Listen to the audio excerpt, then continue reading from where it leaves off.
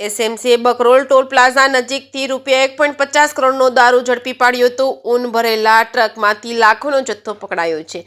રાજ્યના monitoring cell દ્વારા તાજેતરમાં જ અમદાવાદ શહેરના એપી રિંગ રોડ પર બકરોલ ટોલ પ્લાઝા નજીક એક પ્રોહિબિશનના દરોડા દરમિયાન 1.50 કરોડથી વધુનો વિદેશી દારૂનો જથ્થો વિશાળ સંખ્યામાં ઝડપી પાડ્યો હતો. દરોડા દરમિયાન કુલ 53,369 વિદેશી દારૂની બોટલો જપ્ત કરવામાં આવી હતી. તેની કિંમત ₹1,20,08,025 આંકવામાં આવી છે. દારૂની હેરાફેરી માટે ઉપયોગમાં લેવાયેલ ટ્રક અને અન્ય મુદ્દામાલ સહિત કુલ ₹1,50,08,025નો મુદ્દામાલ જપ્ત કરવામાં આવ્યો છે. દારૂનો આ જથ્થો ટ્રકમાં ઘેટા બકરાના ઊન ભરેલા 196 કોથળાઓની આડમાં છુપાવવામાં આવ્યો હતો. જપ્ત કરાયેલો દારૂ ચંદીગઢની ડિસ્ટિલરીઝમાં બનાવેલો છે. માત્ર યુટી ચંદીગઢમાં વેચાણ માટે જ અધિકૃત છે. જોકે સમગ્ર મામલે સ્થળ પર કોઈ આરોપીની ધરપકડ થઈ શકી નથી.